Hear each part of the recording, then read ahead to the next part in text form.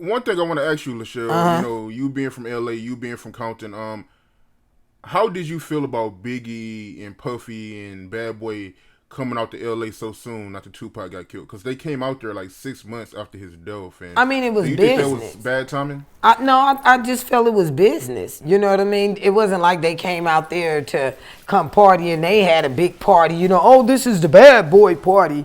You know, they came out there for business. You know what I'm saying? Because they frequent LA. You know, it was normally. business. Who's not going to go where you supposed to go to handle your business?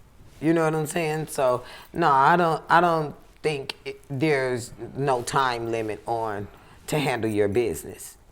You know what I'm saying? Because regardless of the fact, we know that Biggie didn't shoot Tupac. No matter who the fuck. We know Tupac didn't shoot Biggie. You feel me? We know them two did not do nothing to each other. Pac didn't even slap Biggie. Biggie didn't even slap Pac. You know what I'm saying? Their beef was just with words. Nobody touched nobody. You feel me? People took his shit to the next level. Feel me? They didn't. They didn't hit each other. They never had a physical altercation.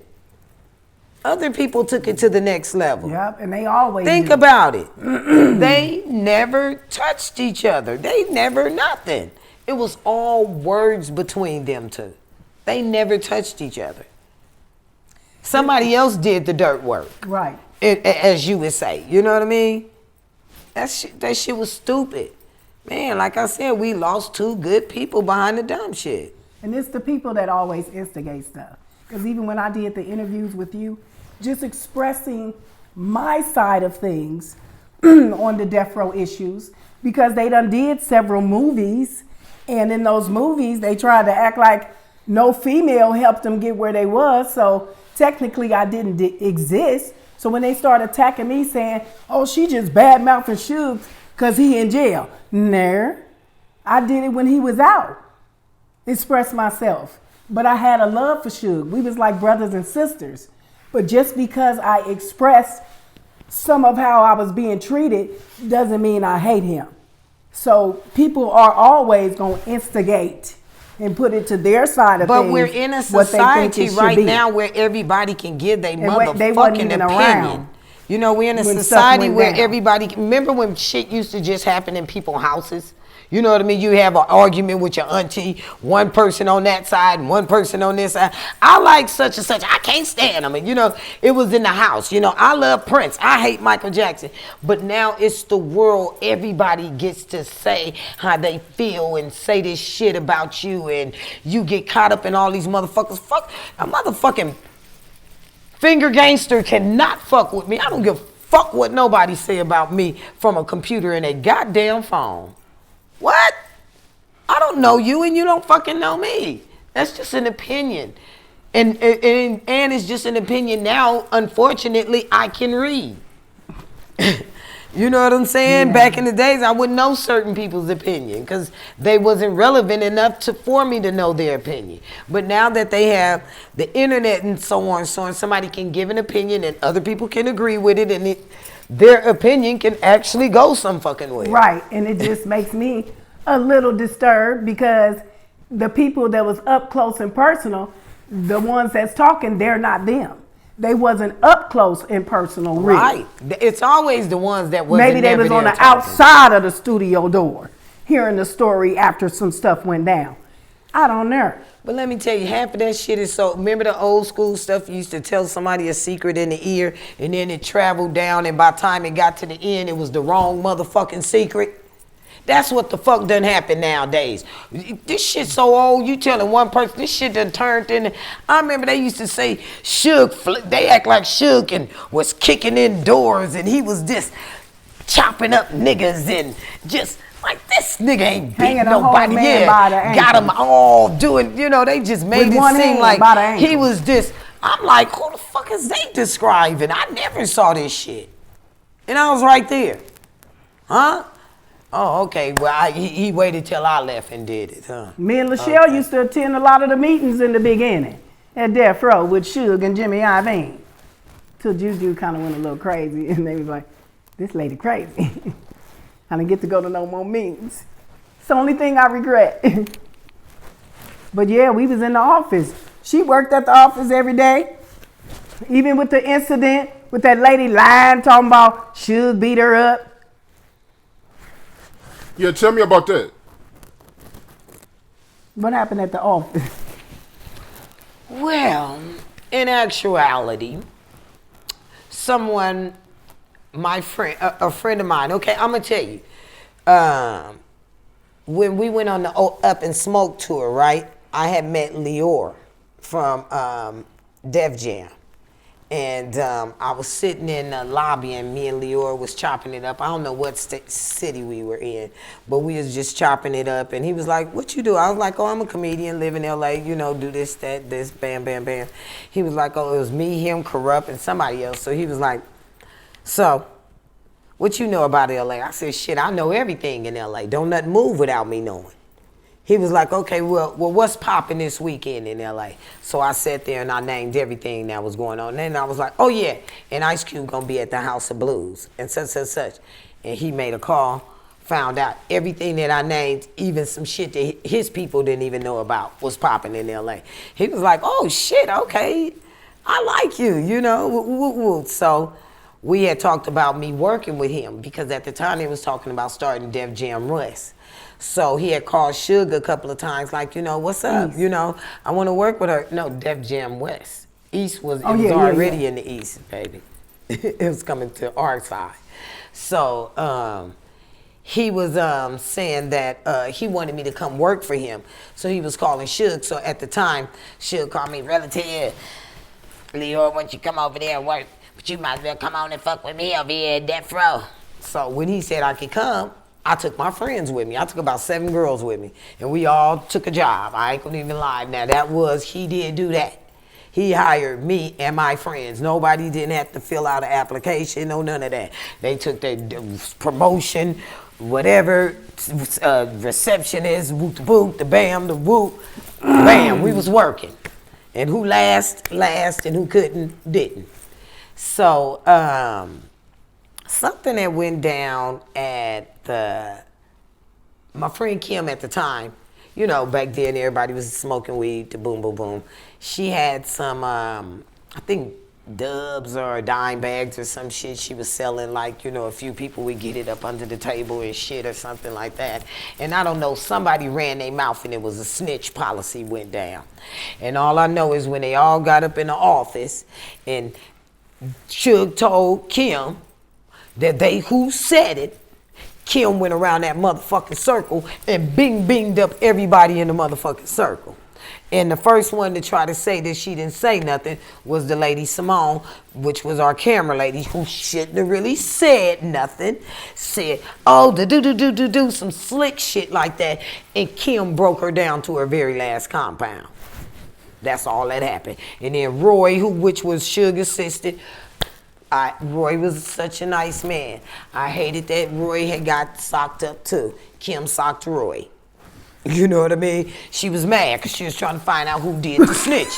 And then next thing I know, old girl done did a whole book talking about Suge and his homeboys beat her ass. That wasn't what happened. Suge and the homeboys let Kim whoop her motherfucking ass. And Kim whooped her ass good. But if she's gonna sue and she wanna get some money, it looks better in a book to say Suge beat my ass or Suge let his homeboys beat my ass, or if I'm gonna get a lawsuit, I'm gonna say that Suge beat my ass. But not like that, but like that. There's a fucking video of it. You know what I'm saying? I don't know why nobody didn't want to come and bring the video to the front in her book and all that shit would be discredited. I saw the video, okay? So, anyway, like I was saying, all that shit was bullshit. And that was just pretty much what it was with that shit. Somebody got to talking, motherfuckers got talking, and motherfuckers got their ass whooped. Regular shit that would happen. You know what I mean? But just so happened, it happened in our motherfucking office. Now, it can get tricky. Now, one thing about when we was at Death Row, it can get really tricky. Don't step on that. Yeah, now. The red carpet with that white Death Row sign. You know, it was, what I would give you, I'm going to give you a classic office day. You know, you come in, for one, you jump off the elevator, you're in you're in Wilshire, the high, you know, Westwood, right down the street from UCLA, you know, the prominent college, you know, in California. We're right down the street from there. We're in a high rise, you know, you pull up and you valet, the people run up to your car and they get you out and you valet your car downstairs. You get in your elevator. We was on the 10th floor. Come on now, I do remember that much. We was on the 10th floor and you went there, and when you get off the elevator, this way was Interscope, that way was Death Row. So you got off the elevator, and you know which way you went. You know what I mean? And we went right over to Death Row. Come in, there was a secretary that sat right there at the front desk. Okay, who are you here to see? Boom, sit your ass right there. Wait for him to come see you. Then we had right across that way at the time was George G. Mr. G. He was our PR. No, but before George, it was, what was the other man's name? And I loved him. What was his name? Older dude that worked with us. Oh my God, what was his name? He been in the industry. He had a lot of industry cred from years. Damn, what was his name? I can't remember. Jewell, you know him. He had the hairline, and kind of hair went back, and he was so humble and all that, but he didn't last long. He got the fuck out of there with us. He didn't last long. Kim Brown ended up taking his job. Dang, I can't think of the man. But anyway, you know, that office. Then you walk over to the side, and then we had two other offices back there. Then you had that way, and then we had like the promotion office with all the little stuff. It was like a big area with the promotion office and all that stuff. Then we had Dre office that Dre never went to. So he didn't really get his office too much furnished, because Dre's office really was the studio. You know what I'm saying? So he didn't really go in his office. Matter of fact, Dre, I'm going to give you a little secret. My nigga Corrupt, he can count on this because I got pictures of us doing it. We used to go through Dre's office, and through Dre's office you can go, it had a stairway, and you could go, you know, in the rest of the building like a fire escape type thing. We used to go in there and smoke our joints. We used to get high while we was at work. Corrupt be like, meet me in Dre office. We meet through Dre office and go get high. So, don't tell Suge he gonna fire us. That's what we used to say. But anyway, then you come through there, and then the infamous wooden grand doors was Mr. Knight's office. That motherfucker, I'ma tell you, if I don't give Suge nothing else, that nigga had a killer ass motherfucking office. To this day, I ain't seen an office like Suge's, but on TV type shit. You know what I'm saying? Not in person. That motherfucking office was nice. For one, it was damn near bigger than most people's apartment. It had the big Death Row sign on the floor. The Negro had a wood table that was so fucking big, it made him look little. So you know how big that had to be, and it was like just like that mahogany wood, like red burgundy color or some shit. It was nice setup with the big chair and shit, and then you turn around, he had the bar and it was glass and all that. He had a shower and a whole bathroom in there, and you know, you can cook damn near, and coffee and nice couches and tables, and I don't even know, it might have been a motherfucking... He had to stand up clear statues before, yes, might have had now getting them out. Had a bed in that motherfucker. I don't know. It just had everything. That nigga had a nice office. That's what he did have. And I'm going to tell you another little secret that most people don't know. In the beginning part, when a lot of stuff was going well, before we would leave and before we would start, or we would have our meeting in Suge's office, we used to grab hands and pray. We surely did. I remember a few times, all of us that worked there standing in Suge's office, and we would pray. And we would pray. And I'm going to tell you, stuff probably started fucking up when we stopped the praying. You know what I mean? now that I think about it.